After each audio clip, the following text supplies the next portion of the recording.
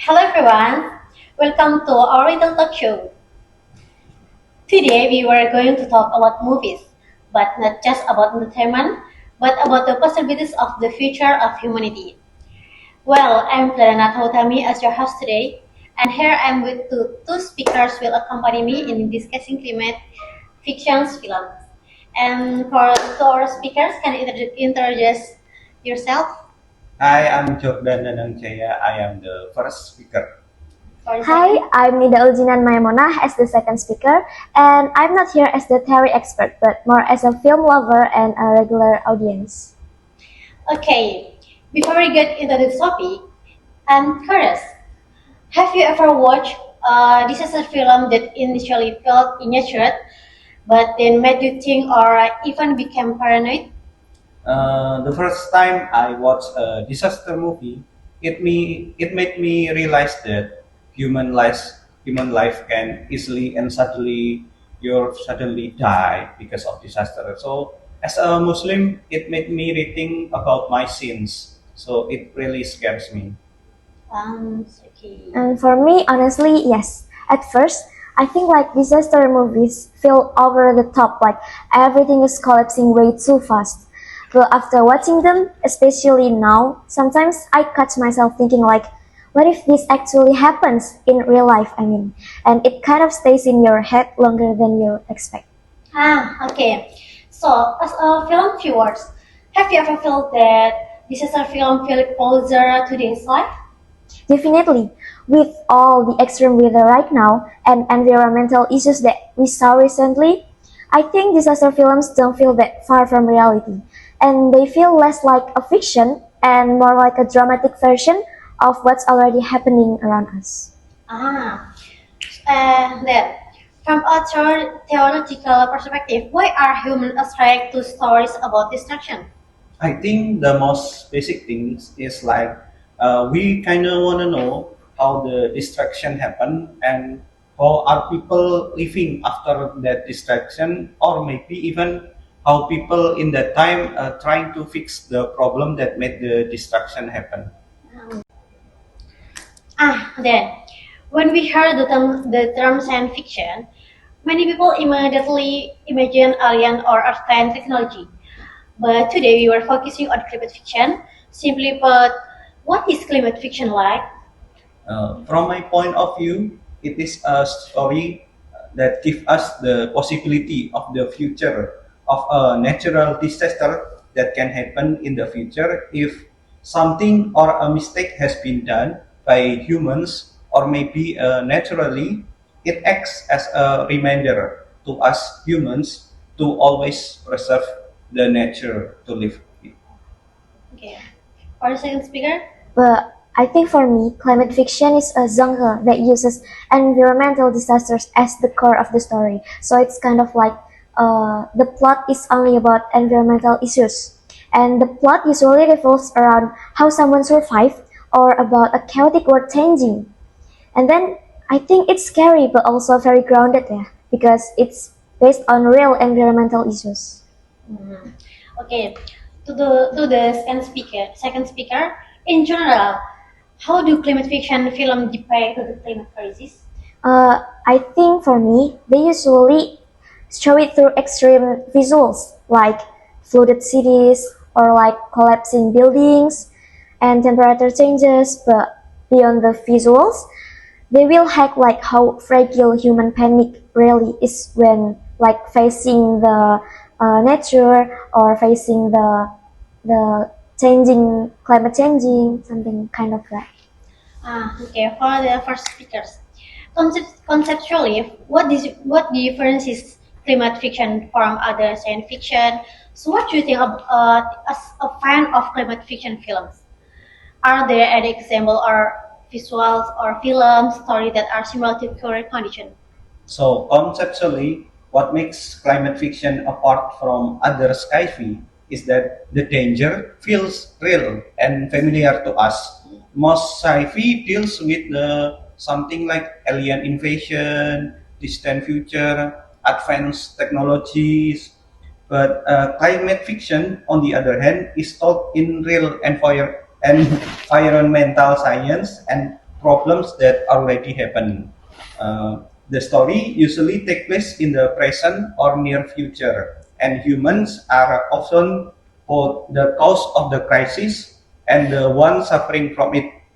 Because of that, climate fiction feels like fantasy and more like a warning. The example movies are it is the day after tomorrow example. It's so extreme weather, flooding, and sudden climate shift, which may be exaggerated but are similar to the rising number of heat wave, storms, and floods we see today. Okay. And then, why is the climate crisis system often chosen as the background of stories? I think because the author wants to show us the dangerous possibility that can happen because humans act on nature. Okay. If we look at Indonesia, there are floods everywhere, volcanic eruption, drop in entity, change in seasons. Do these films still feel like fiction to you? Sometimes, yes, when they are not exaggerating the story, but also sometimes no, if they do.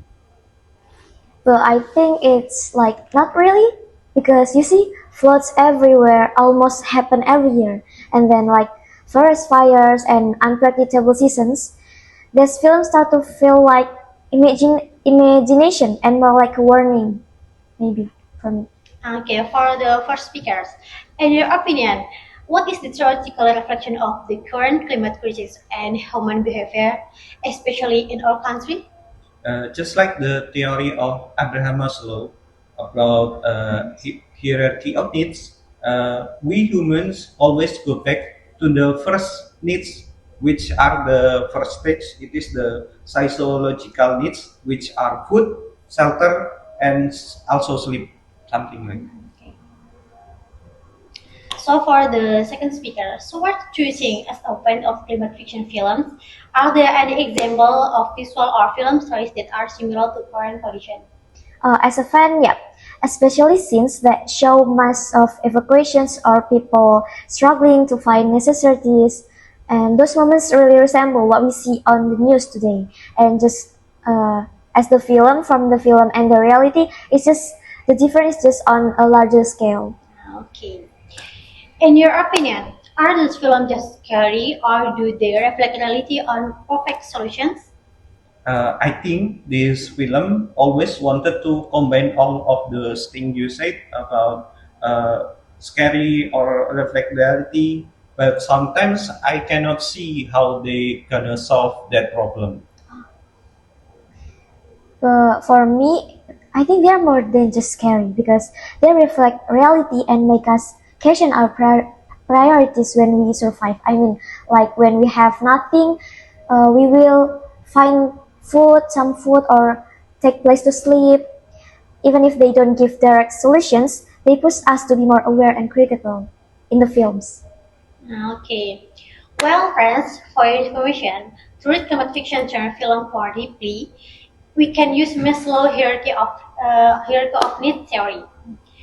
For the first speakers, simply put, Maslow explained that the human needs of third rank.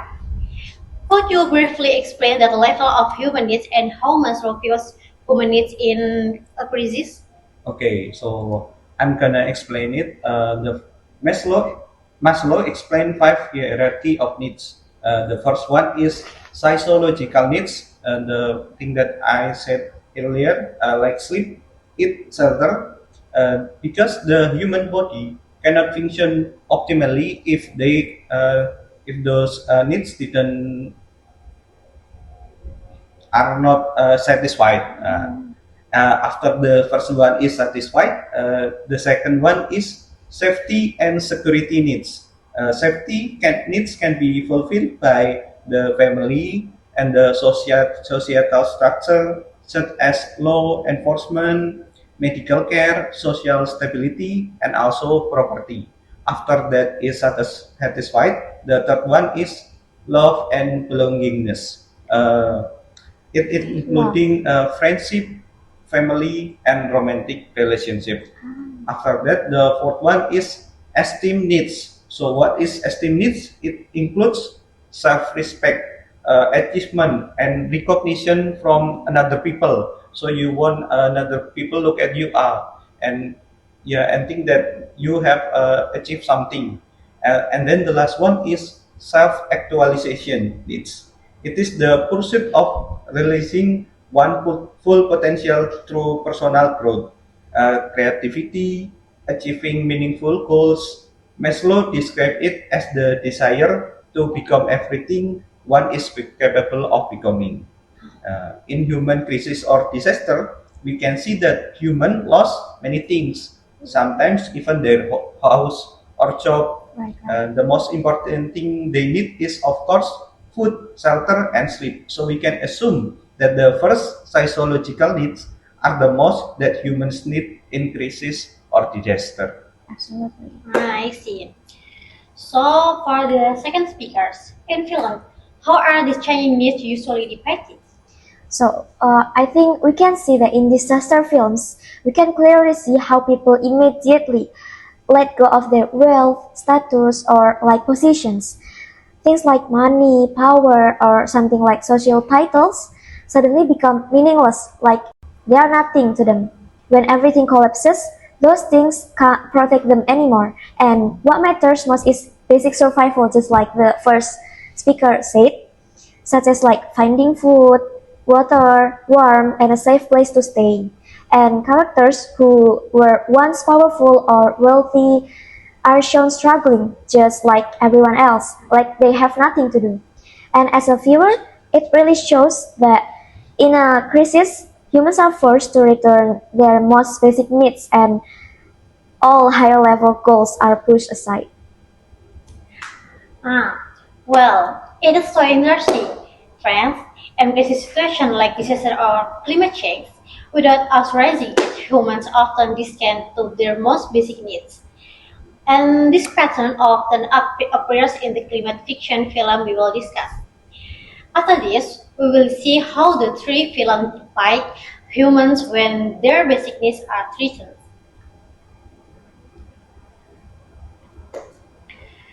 When we think of Roland Emmerich's 2012, the most memorable images are usually the massive destruction. The city collapses, the giant tsunami, and the global panic. I remember very clearly when this film was a hit. There were predictions of the end of the world in 2012, and this film was released. This 2012 will tell the story of the end of the world due to a massive natural disaster and the struggle of Walter Jackson to save his family from the disaster. From the film also showed the world government secretly building a rescue ark in the Himalayas. While the public is unaware of this, but in today's discussion, our focus is not just disaster spectacle, but rather on climate science that raises fundamental question about humanity. Right. But what is interesting is that this film doesn't really ask how to save the earth, but rather who is saved and with what values. At this point, the film 2012 can be read through Abraham Maslow's hierarchy of needs theory, which views Right. human as creator with hierarchy needs, ranging from survival to the search meaning in life. The question is, what happened to the hierarchy of human needs when the world collapses? Does it continue to function, or does it collapse along with civilization? What do you think about this, Sister Nida, as two speakers? So, as a viewer, yeah, I feel like 2012 clearly shows how human priorities instantly collapse when the world falls apart. I mean, like all the things that usually matters, like status, money, and success, suddenly feel meaningless, just like as I said before. And what stands out is how survival becomes the only goal, and the film subtly questions whether humanity is still fair when resources are limited. Okay. So, as a general viewers, what is not most in 2012? What the sense of panic and the quest for survival? Do you think this film successfully evoked the human survival instinct? I think for me, yes. That's right. While watching this film, I also feel tense and imagine how to survive if that really happened. Interestingly, even though the world is still chaotic and unsafe, this film highlights the issue of family, where the main character survive and find a way to save his family. Do you think this focus on family makes the story more emotional and relatable, or is too narrow? For me, I think the focus on family actually makes the story more emotional and relatable because even in a global disaster, the films reminds us that people don't fight for abstract ideas first, but rather they fight for the people they love. It may feel narrow, but that's what makes it human because the human instinct to save the people they love. Okay. Maslow theory states that humans have hierarchical from survival to the search for meaning in life. The film 2012 interesting because almost all of these needs are tested to the extreme. But what do you think about the main character's decision to prioritize his love or family over his own needs during the crisis? In my opinion, from a Maslow perspective, I think it's interesting because love and belonging appear even when safety isn't guaranteed. Because as a viewer, I don't see it was unrealistic because it's human instinct to save the people they love. I mean, because in real life, emotional bonds often become the reason people keep going. Because when we love something, I mean, it can become the motivator for us, right? And even when survival itself is uncertain. Ah, then, when linked to Maslow, this is interesting because the need for love arises even when basic needs are not yet secure. Throughout 2012, we see that when the world collapses, humans return to their most basic needs. We all hope to survive, be safe, and be with our loved ones.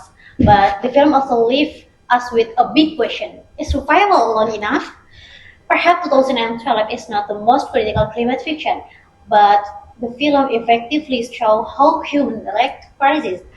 And that is relevant to our reality today. Okay.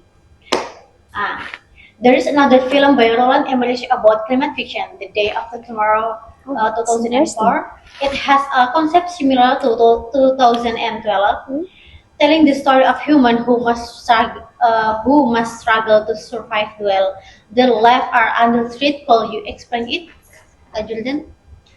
Well, this film truly tells the story of human civilization, Oh. which was built over centuries, can be destroyed in an instant. Interesting. This one is really thriving. So, in Maslow theory, we know that the highest need is self-actualization. In this film, the characters are portrayed as trying to achieve self-actualization at the start of the movie. Right. Some want scientific validation, others aim to protect political and economic interests, and some are at the peak of their social status. However, all of that suddenly collapse, and they are forced to return to the most basic need, which is survival. Okay, survival. What kind of disaster is actually happening? And the disaster that occurs is a series of extreme climate events caused by global warming, which triggers a new ice age. So everything flows. This include massive floods, tsunamis, tornadoes, and sudden freezing with extreme temperatures minus 150 Fahrenheit, threatening Oh, so cool. the entire northern hemisphere, especially in New York. It begins when the Atlantic Ocean current stops, causing drastic weather change within just a few days. That's so scary. That's super scary. What happens to the people there? Of course, they are forced to go back to the very beginning. Survival in a situation where tall buildings are submerged in water and Oh, people experience sudden most freezing. They are trying to form groups and help one another because Humans cannot survive alone, Right, right? indeed. The most basic thing they need are warmth and food. Okay. Indeed. Oh, so interesting. Is there any moment that you think is too important from that movie? Sure, there is important moment when the President of United States dismissed Professor Paul's warning about climate change and prioritize economic and political interests instead of the country. However, he eventually takes responsibility and order rescue missions. This show that he initially the first one he seek is the self-actualization from the hierarchy of needs, but such as power status and political goals, rather than psychological needs and safety of the people of the country. Then there is one another significant moment takes place in the library. As the temperatures it drops so low to an extreme level, the groups need warmth, right? And they are forced to burn the book in the library. However, there is one, the librarian, he refused to burn the rare Gutenberg Bible because he believed that human survival lost its meaning if humanity cannot preserve its history and achievement. In this scene, we can see a clear contrast. Most people prioritize survival, right? Right. Meanwhile, another one is prioritize self-actualization. He chose the soul over the body. So interesting. Okay, that's fascinating. It is almost as if he is trying to preserve the top of the pyramid so they have something to climb back up to launch the strong bases. Exactly. And if you really look at it, the first thing they burn is the tax code. All that stuff about law, bureaucracy, safety, and status Yeah. gone first. They burn it first. Faith, symbolizes by the Bible, is the very last thing they are willing to give up. Okay, so what is the takeaway from all this? Basically, climate fiction is reminding us that if we don't take care of the foundation, the earth is itself, then everything human have built, all our achievement and values can end up as nothing more than fuel, just like the books, just to keep us alive for one more hour. Okay, thanks so much. That's a really strong message. That's right. And from today's discussion, we can see the climate fiction films are not just about destruction, but about how humans respond when their basic needs are threatened.